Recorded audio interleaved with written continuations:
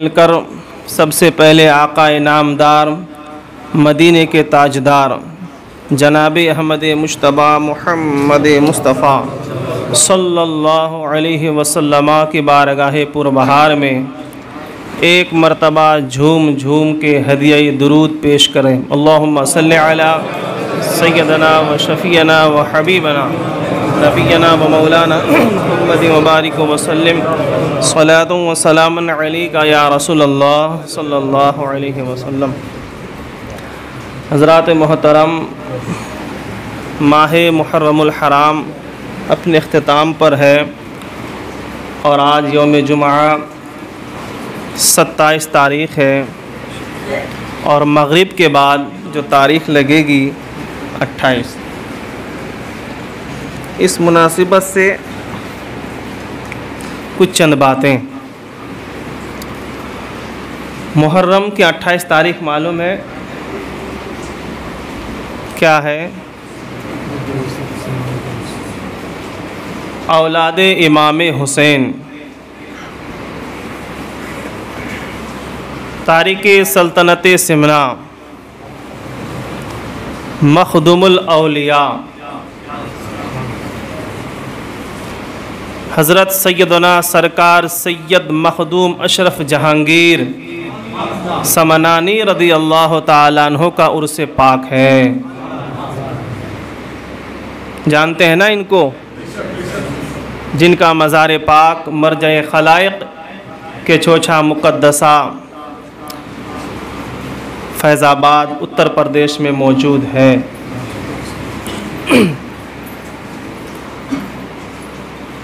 हम अहले सुन्नत वल जमात से ताल्लुक़ रखते हैं और हम वफ़ादार वफ़ाशियार और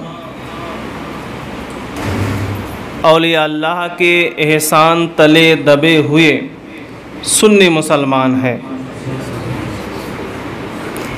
सुन्नी हमेशा वफ़ादार होते हैं, वफ़ाशियार होते हैं और अपने आप को औलिया अल्लाह के ग़ुलाम बनाकर पेश करते हैं। अपने आप को औलिया अल्लाह के ग़ुलाम व शहदाई चाहने वाले मानने वाले बताते हैं। है ना, आप लोग हम सब औलिया अल्लाह के चाहने वाले। उन्हें औलिया अल्लाह की जमाअत में से एक नुमाया नाम हज़रत सैयद मखदूम अशरफ जहांगीर समनानी रदी अल्लाह ताला अन्हु का है। हिंदुस्तान में बसने वाला, बर्र सग़ीर में रहने वाला हर सुन्नी सहीउल अक़ीदा हुज़ूर मखदूम पाक को जानते हैं और मानते हैं। इस साल 2022 में कल उनका उर्स पाक है, यानी आज मग़रिब से शुरू होगा। ये 636वां उर्स है, यानी हज़रत को विसाल को कितने दिन हो गए? 636 साल हो गए। आज भी वो हमारे दिलों में ज़िंदा है। आज भी लोगों को वो फैज़ बाँट रहे हैं। आज भी उनके दरबार पे जो भी सच्चे दिल से आते हैं वो मुरादें पाते हैं। ना उनका ख़जाना कल कम था, ना आज कम हुआ है, ना सुबह क़यामत तक फैज़ का ख़जाना कम होगा, बल्कि अल्लाह दिन ब दिन उसमें इजाफ़ा फरमाता है। तो हम औलिया अल्लाह को मानते हैं, मानना चाहिए। जो अल्लाह को मानते हैं वो अल्लाह वालों को मानते हैं।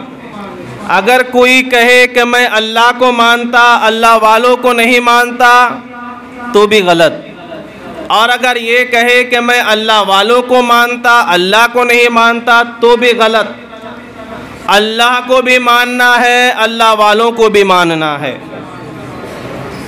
और हमें जो दीन मिला, जो इस्लाम मिला, जो शरीयत मिली, कुरान मिला, अहकाम शरिया हम तक पहुँचे, इन्हीं नफूसे कुदसिया के दम कदम से, इन्हीं लोग की कोशिशों से, इन्हीं लोग की वजहों से अल्लाह ने हम तक ईमान को पहुँचाया, इस्लाम को पहुँचाया। अगर ये औलिया अल्लाह की जमात ना होती और सुबह क़यामत की जमात ना होगी तो किसी की इस्लाह मुमकिन नहीं है। अज़ीज़ान गिरामी, तो औलिया अल्लाह को मानना ये सआदतमंदी की बात है। कुछ लोग होते हैं जो औलिया अल्लाह से जलते हैं, कुछ लोग होते हैं जो अल्लाह वालों से नफ़रत करते हैं, अदावत रखते हैं, बुग़्ज़ रखते हैं। लेकिन हम तो सच्चे पक्के सुन्नी मुसलमान हैं, हम औलिया अल्लाह से मोहब्बत करते हैं, लगाव रखते हैं। एक सवाल का जवाब मैं देना चाहता हूँ। हमारे भोले भाले सुन्नी मुसलमान के ऊपर एक इल्ज़ाम है, एक सवाल कायम करते हैं कि देखो अल्लाह का दर छोड़ के ये इंसानों के दर में जा रहे हैं। औलिया अल्लाह भी इंसान ही है, मखदूम पाक भी इंसान है, गरीब नवाज भी इंसान है, गौसे पाक भी इंसान है, शहनशाह नासिक भी इंसान है, हज़रत मूसा कादरी भी इंसान है, हज़रत सैलानी बाबा अब्दुर्रहमान नक्शबंदी भी जो है इंसान है, मखदूम माही में भी इंसान है, हाजी अली और हाजी मलंग भी इंसान है। ये इंसान हो के इंसान के पास जाते हैं, रब के पास जाना चाहिए। ये शिर्क करते हैं, ये सुन्नी मुसलमान क्या करते हैं? शिर्क करते हैं। मांगना तो एक से चाहिए, इय्याका नअबुदु व इय्याका नस्तईन। इधर उधर क्यों जाते हैं? इधर उधर नहीं जाना चाहिए। तो मैं जवाब देना चाहता हूँ, हकीकत में अता करने वाला खुदा है, उसकी ज़ात व सिफ़ात में किसी का शरीक नहीं है, न हम शरीक कर सकते हैं। अल्लाह ही की अता से और उसी के चाहने से सब कुछ होता है। लेकिन अल्लाह के कुछ ऐसे बरगुज़ीदे बंदे होते हैं, अल्लाह के कुछ ऐसे चाहने वाले बंदे होते हैं जिसको अल्लाह ये पावर देता है, ये ताकत देता है, ये इजाज़त देता है, ये हुक्म देता है कि अगर वो बंदा मेरे पास आए तो भी मिलेगा, तेरे पास आए तो भी मिलेगा। और जिस जमात को, जिन अफराद को ये हुक्म मिलता है, उन्हें औलिया अल्लाह कहते हैं। अब हम अगर औलिया अल्लाह के पास जाके मांगते हैं तो ये समझ के मांगते हैं कि आप अल्लाह के करीब रहने वाले हैं, आप मुकर्रब बंदे हैं, आप हमारे लिए दुआ कीजिए, हम आपकी बारगाह में इल्तिजा लेके आए हैं। तो अल्लाह ताला साहिब मज़ार, साहिब विलायत के तुफैल अता फरमाता है। और अगर हम डायरेक्ट खुदा से मांगते हैं तो इस नियत और अक़ीदे के साथ कि तू ही अता करने वाला है, और औलिया अल्लाह से मांगते हैं तो इस नियत के साथ कि आप रब से लेके देने वाले हैं। ये शिर्क नहीं है, किसी वली को हम खुदा नहीं मानते हैं। मिसाल के तौर पे एक आदमी बड़ा दयालु है, बड़ा सखी है, उसके पास एक मांगने वाला पहुंचा, कुछ ज़रूरतें बताई तो उसने दे दिया। और एक शख्स उसके लड़के के पास जाता है, बेटे के पास जाता है, किसी और फर्द के पास जाता है, कहता है मेरी कुछ ज़रूरतें हैं, कुछ मेरी आरज़ुएं हैं। तो बेटा या उस सखी के घर के जो भी होते हैं कि अच्छा ठीक है रुको, जाता है वो बाप के पास, कहता है एक फरियादी आया है, एक मंगने वाला आया है। तो बाप कहता है जा जितना चाहिए उसको दे दे। बेटा दे तो लेके दे रहा बाप से, और डायरेक्ट खुद बाप दे तो दे रहा है बाप ही, लेकिन कभी वो बाप से मांगा, कभी बेटे से मांगा। खा बेटा दे या बाप दे, मांगने वाले को मिल गया। लेकिन हकीकत में देने वाला कौन था? बोलिए, बाप। मैं ज़हन करीब करने के लिए बता रहा हूँ, मिसाल नहीं।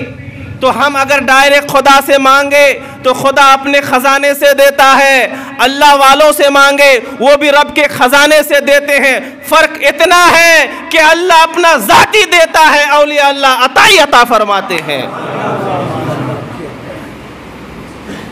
अज़ीज़ान गिरामी, तो औलिया अल्लाह की बारगाह में जाना, उनसे मांगना, उनको वसीला बनाना, ज़रिया बनाना, उनकी बारगाह में अरीज़ा पेश करना, इल्तिजा करना, ये शिर्क नहीं है।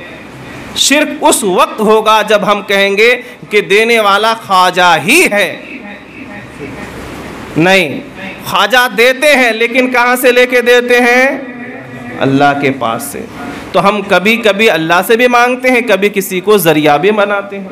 हम दुनियावी काम काज में तो ज़रिया बनाते हैं ना, घर लेने के लिए डायरेक्ट मालिक से बात नहीं होती, एजेंट होता है। मंतरी संतरी से काम करना है तो एक ज़रिया चाहिए, किसी मिनिस्टर से काम लेना है तो ज़रिया चाहिए, कुछ और कागज़ पत्तर का काम करना, बहुत सारी चीज़ों में हम वसीला और हीला बहाना तलाश करते हैं। तो अल्लाह के यहाँ भी पहुँचने के लिए ज़रिया चाहिए, जिसका ज़िक्र रब ने कुरान में किया है। अल्लाह फरमाता है मुझ तक पहुँचने के लिए वसीला तलाश करो। तो हम वसीला किसको बनाएं? किसको बनाएं? नेक अमाल को वसीला बनाना है, नेक लोगों को वसीला बनाना है।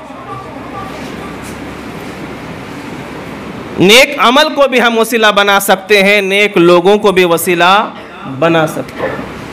लिहाजा भोले भाले सुन्नी मुसलमान को इस तरह से कुछ लोग बहकाते हैं, किसी के बहकाओं में ना आए, उसे जवाब दे, और अगर जवाब नहीं आता है तो उनको पकड़ के लेके आए, हम जवाब देंगे उसको। अल्लाह करीम हम तमाम को औलिया अल्लाह की मोहब्बत नसीब अता फरमाए। एक बार दुरूद पाक पढ़िए, अल्लाहुम्मा सल्लि अला सय्यदना मौलाना मुहम्मद व बारिक व सल्लिम सलातु व सलामन अलैका या रसूल अल्लाह सल्लल्लाहु अलैहि वसल्लम। तो जो अल्लाह के बरगुज़ीदा और नेक बंदे होते हैं, अल्लाह उनको ख़ास मकाम अता फरमाता है, वलायत के दर्जे पर फायज़ फरमाता है, उन्हें इनाम व इकराम से नवाजता है, और अल्लाह के यहाँ वो मुक़र्रब बंदों में से हैं। और उन्हीं नेक बंदों में से एक का नाम हज़रत सैयद मखदूम अशरफ जहांगीर सिमनानी भी है। और अभी एक दो दिन पहले शहनशाह हफ्त अक़लीम ताजुल मिल्लत वद्दीन हज़रत बाबा ताजुद्दीन रहमतुल्लाह अलैह का भी उर्स हुआ है ना। बाबा ताजुद्दीन भी अल्लाह वालों में से है, और वो मज़हूबियत के मकाम पे फायज थे। कुछ लोग उनके ऊपर एतराज़ करते हैं कि कभी वो नंगे हो जाते थे, कभी क्या करते थे, कभी क्या करते थे। मैं अर्ज़ करना चाहता हूँ, वो वली नहीं, वली से दो कदम आगे मज़हूब थे, जो अल्लाह के इश्क में इस कदर मुस्तग़रक़ हो जाते हैं कि उन्हें किसी चीज़ का जो है ख्याल ही नहीं रहता है, खुद का भी ख्याल नहीं रहता है। और मज़हूब लोग का ये हाल होता है, और ऐसे बहुत कम लोग होते हैं। बाबा ताजुद्दीन का भी बड़ा मकाम व मर्तबा है। आपको मालूम है, जो बात आप ज़्यादा समझेंगे मैं वो बताना चाहता हूँ। आज हमारे राष्ट्रपिता कौन है? बोलिए जी। गांधी जी है। अगर गांधी को ये मकाम मिला है तो बाबा ताजुद्दीन की वजह से। पढ़ो तारीख, पढ़ो बाबा ताजुद्दीन को। जब कांग्रेस का जलसा चल रहा था और नाकामी सामने नजर आ रही थी, तब बाबा ताजुद्दीन की दुआओं की बदौलत वहां पे गांधी को जो है कामयाबी मिली, और उसके बाद ही से फिर ये मकाम व मर्तबा मिला। अब वो मैं वाक़या आपको तफसील से नहीं बताना चाहता हूँ फिर कभी, बस इतना समझिए कि अगर इनको ये मकाम व मर्तबा मिला, ओहदा मिला, तो बाबा ताजुद्दीन की वजह से। और उस वक्त बाबा ताजुद्दीन बाक़ायदे हयात थे, जिंदा थे। बाबा ताजुद्दीन का ये हाल था, उनकी बड़ी करामात है। आप एक दिन जो है एक घोड़े की सवारी पे सवार हुए और कहा चल कंदहार चल, चल कंदहार चल। किधर है ये? कहाँ है मालूम है कंदहार? जी अफगानिस्तान में है। सामने वाला हैरान व परेशान, कहाँ अफगानिस्तान कंदहार, कहाँ हम नागपुर, कैसे जा सकते हैं? अल्लाहु अकबर। ये बाबा ताजुद्दीन की करामत वो तांगे वाला बताता है कि हज़रत का ऐसा कहना था, अचानक हम ऐसी जगह पे पहुँचे जो अनजान जगह थी, और हज़रत वहाँ पहुँच गए। कुछ लोग बाहर आए दोनों की बातचीत हुई। कुछ उन लोगों में दोनों के दरमियान, यानी कंधार वाले जो लोग थे और बाबा ताजुद्दीन, इनके दरमियान कुछ ऐसी बातें हुई जो मेरी समझ में नहीं आई। अलग ज़बान थी, अलग बोली थी। और फिर वहाँ हज़रत निकले और फिर तांगे पे सवार हो गए, कहा चल अब नागपुर चल। बस हज़रत का ऐसा कहना था कि हम नागपुर पहुँच गए। कई रोज़ का मामला नहीं, कई मिनटों का भी मामला नहीं था, कुछ लम्हों का मामला था। यहाँ बोले कंधार पहुँचे, बात हुई, वहाँ बोले चलता नागपुर, और आ गए नागपुर। अब ज़रा सोचिए कि अल्लाह तबारक व तआला ने क्या मकाम व मर्तबा अता फरमाया था बाबा ताजुद्दीन को। गोया ज़बान बाबा ताजुद्दीन की थी, कहना रब का था। हाथ बाबा ताजुद्दीन के, लेकिन हरकत उसमें रब की थी। तो जो अल्लाह वाले होते हैं उनका कमाल ये होता, उनका मर्तबा ये होता है, ज़बान में ये तासीर होती है। एक शख्स बाबा ताजुद्दीन की बारगाह में, एक शख्स ने, एक लेडीज़ थी, औरत थी, और वो डॉक्टर की बीवी थी। कहा मेरी 5 लड़कियां हैं, एक भी लड़का नहीं, आप दुआ कीजिए कि एक आधा लड़का हो जाए। हज़रत ने दुआ की, कहा कितनी लड़कियां? कहा 5। कहा चलो 5 बेटे होंगे। तारीख गवाह है, यके बादे दिगर उस खातून की शिकम से 5 लड़के पैदा हुए। ये औलिया अल्लाह की बातें हैं, ये अल्लाह वालों की शान है। जो काम खुदा करता है उसकी अता से कुछ काम ऐसे बंदे कर लेते हैं जिसको अल्लाह चुन लेता है। अल्लाह उन्हें ये ताकत, ये अथॉरिटी, ये पावर, ये शक्ति, ये ताकत अता फरमाता है कि वो बंदे भी कर लेते हैं, और जो करते हैं उसी को अल्लाह वाला कहा जाता है। आप हम नहीं कर सकते हैं, कुछ मखसूस बंदे होते हैं तो उनका मकाम व मर्तबा भी बड़ा होता है। हाल ही में हज़रत का उर्स हुआ, कल परसों, और फिर कल से आज मगरिब बाद से जो 28 मुहर्रमुल हराम है, हज़रत तारिक सल्तनत सिमना मखदूम पाक का उर्स पाक है। एक बार दुरूद पाक पढ़िए, अल्लाहुम्मा सल्लि अला सय्यदना मौलाना मुहम्मद व बारिक व सल्लिम अलैहि व अस्हाबिल किराम।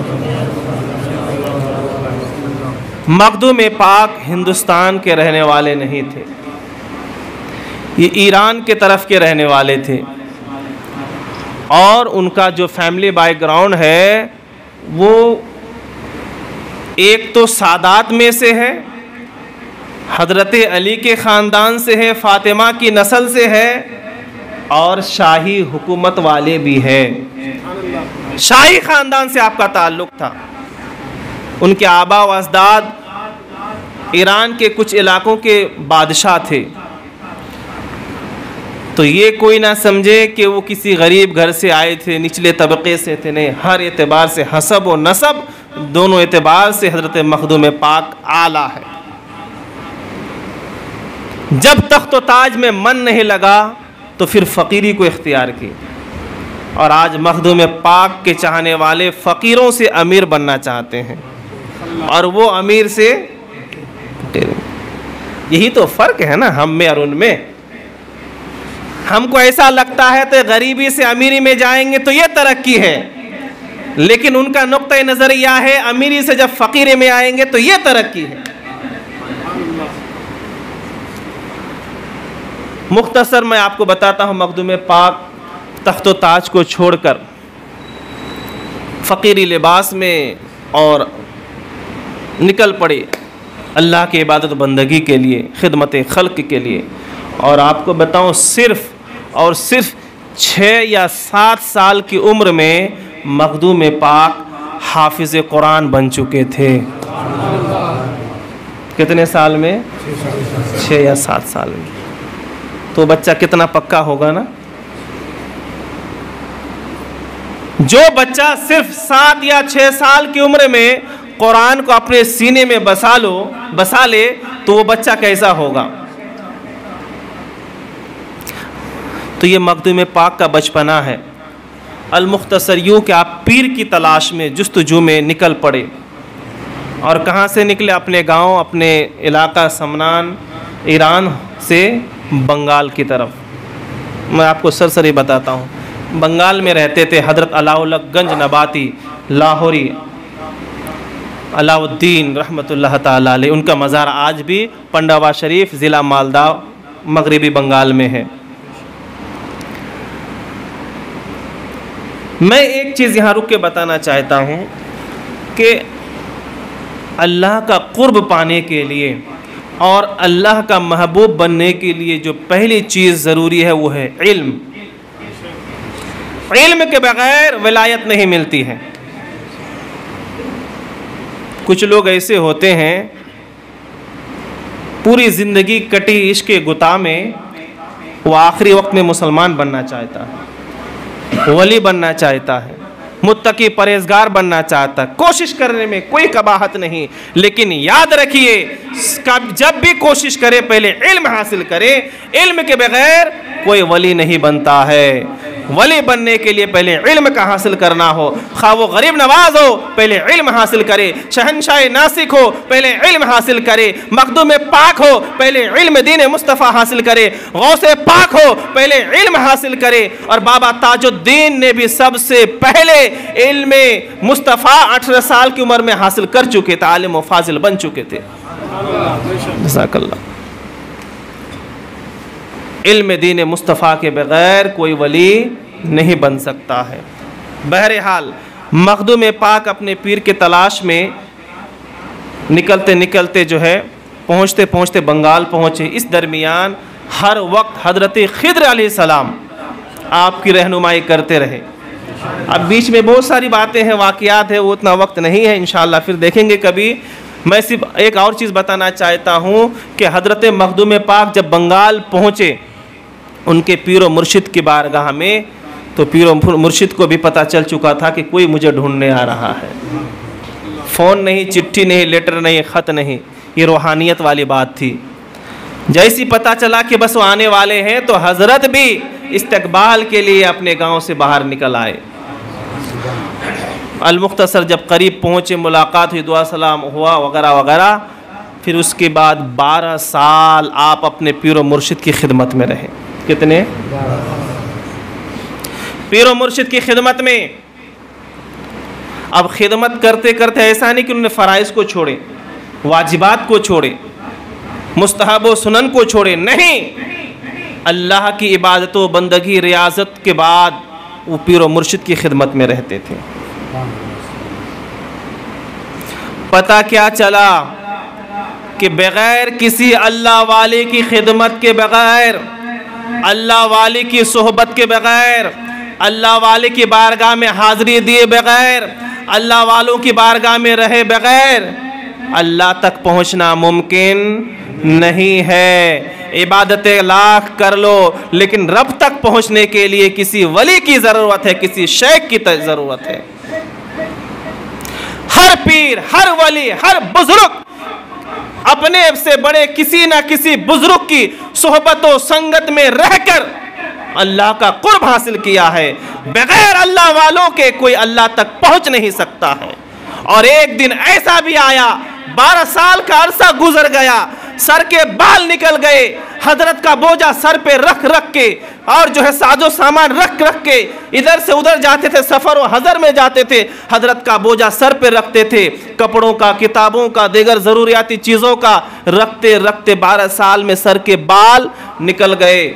और एक दिन ऐसा आया, पंडवा की सरजमीन पे अचानक एक आवाज़ आती है, अशरफ जहांगीर, अशरफ जहांगीर, अशरफ जहांगीर। वहां की दरो दीवार से जब आवाज आई तो हजरत अलाउल्लाह पंडवी ने फरमाया, अरे बेटा अशरफ, तुम्हारा वक्त खत्म हो गया है, यहां से निकलो और पूरी दुनिया पर हुकूमत जमा लो। जहांगीर का मतलब जहां दुनिया, गीर मतलब पकड़ने वाला। सारी दुनिया की रस्सी अब तुम्हारे हाथ में आ गई है। तुम कुतबे ज़मान हो, तुम कुतबे ज़माना बन चुके हो। आय अशरफ, अब या ना रहो बल्कि अल्लाह के बंदों की खिदमत में लग जाओ। और फिर 12 साल वहाँ अपने पीरो मुर्शिद की खिदमत करने के बाद आप निकल पड़े, जौनपुर पहुँचे। उत्तर प्रदेश में एक ज़िला है जौनपुर। एक चीज़, हज़रत मखदूम अशरफ जहांगीर जो हम बोलते हैं ना जहांगीर, ये लक़ब मिन जानिबिल्लाह है। ये आवाज़ वहाँ की दरो दीवार से आती थी कि अशरफ का नाम ये भी अब लगाना है, अशरफ जहांगीर। तो बग़ैर अल्लाह वालों की खिदमत, सोहबत, संगत के कुछ हासिल नहीं होता है। और आजकल तो लोग अल्लाह वालों की गिबतें करते हैं, अल्लाह वालों की चुगलियाँ करते हैं। पीर साहब के पास 2-4 दिन रहने के बाद अब उनको ही बुरा भला कहना शुरू कर देते हैं, उनकी ही कमियां निकालना शुरू कर देते हैं। 5 साल इमाम के पीछे नमाज पढ़ने के बाद उनकी गिबत शुरू कर देते हैं। जिसने कलमा पढ़ाया, कुरान सिखाया, नमाज सिखाया, अब उसी की गिबत चुगली शुरू हो जाती है। इसलिए आज हम में कोई अशरफ नहीं नज़र आता है। तो ये मखदूम पाक रहमतुल्लाह ताला अलैह अपने पीर व मुर्शिद की खिदमत में रह के ये मकाम हासिल किए। एक वाक़या, एक करामत आपको सुनाता हूँ। अल-मुख्तसर जब वहाँ से चले जौनपुर पहुँचे, वहाँ पे एक और अल्लाह वाले थे, उनका नाम था सदरुद्दीन चिराग हिंद।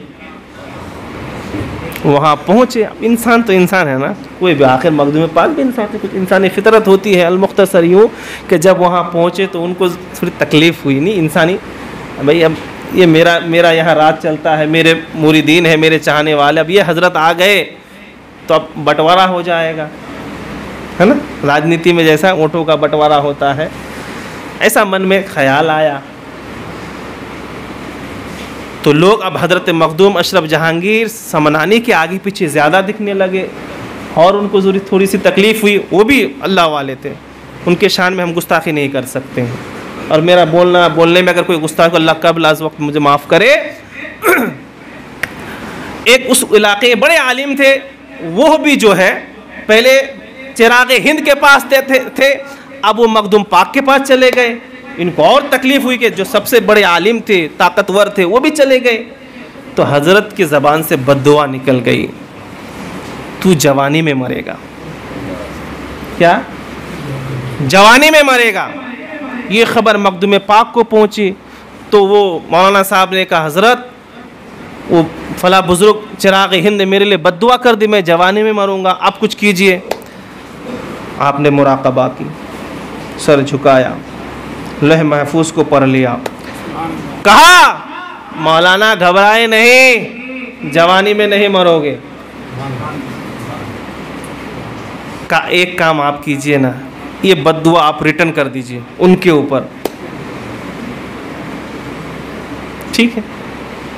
लेकिन अल्लाह वालों की बातों में हमें ज़रा दिमाग उलझाना नहीं चाहिए। मैं से आपको ये बताना चाहता हूँ कि अल्लाह वालों की ताकत कितनी होती है। आपसे ताकत का अंदाज़ा कीजिए। वो भी चिराग हिंद अल्लाह वाले, इधर मखदूम पाक अल्लाह वाले, बीच में मौलाना साहब। हकीकत में वो चिराग हिंद जवानी में चले गए, उनका इंतकाल हो गया। अब ये मौलाना साहब जब 25 साल की उम्र में पहुँचे, इतने बूढ़े हो गए, इतने बूढ़े हो गए, बाल सफ़ेद हो गए, दाढ़ी सफ़ेद हो गई, दांत निकल गए, कमर झुक गई, डंडे के सहारे पे चलने लगे। अब अगर कोई उनको देखता था तो समझता था 80, 90, 100 साल का बुढ़ा है। और उम्र कितनी थी? 25 साल। और 25 साल की उम्र में इनका इंतकाल हो गया।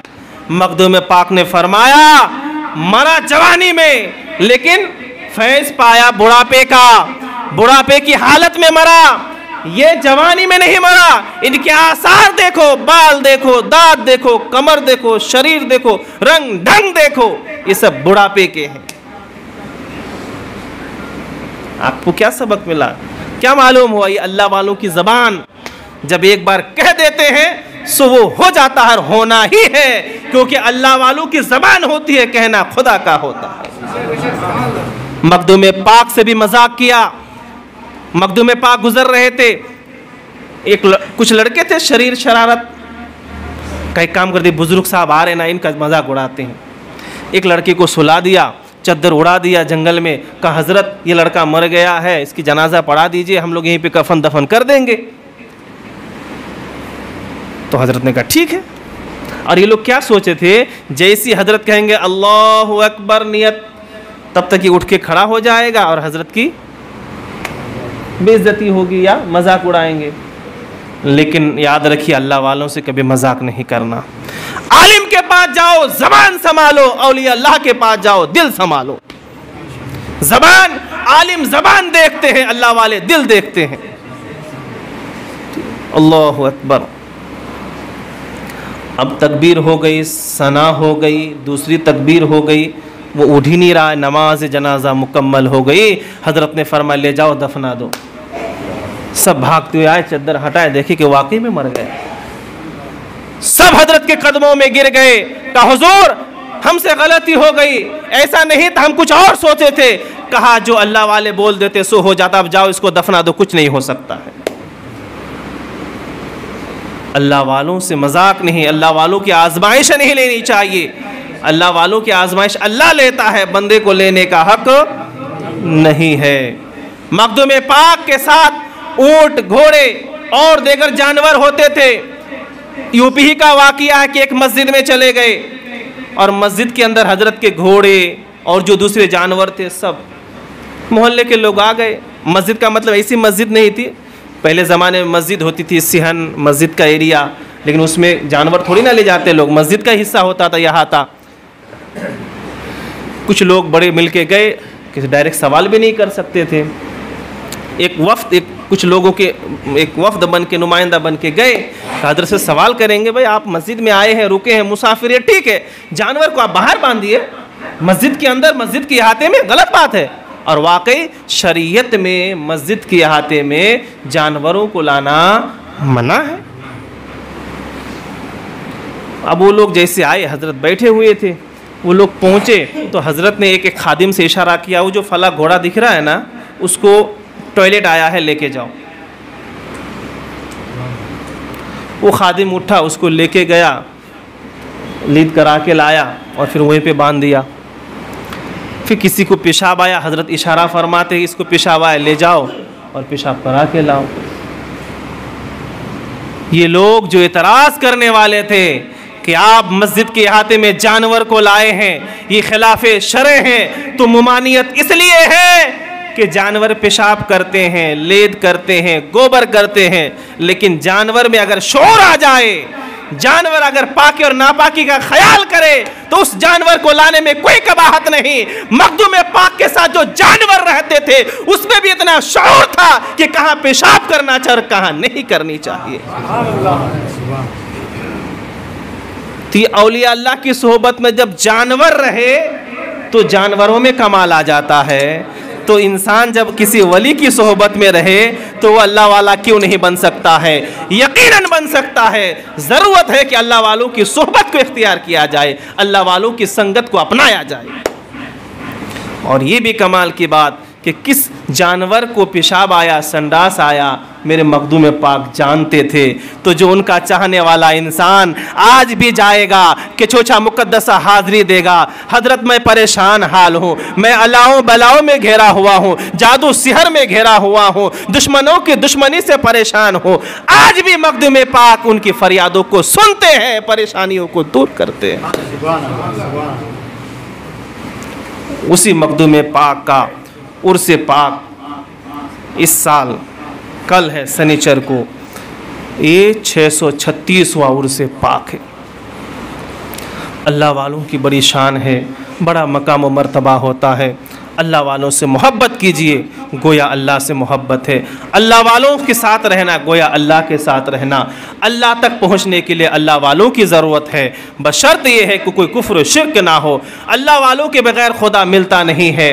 अल्लाह वाले वसीला है, ज़रिया है, इन्हीं लोग के ज़रिए से अल्लाह तक हम पहुँच सकते हैं। लिहाजा औलिया अल्लाह के दामन कभी ना छोड़े, वाबिस्ता रहें। औलिया अल्लाह ज़मीन पर रहे या ज़मीन में रहे, हर हाल में उनका फैज़ जारी और सारी रहता है।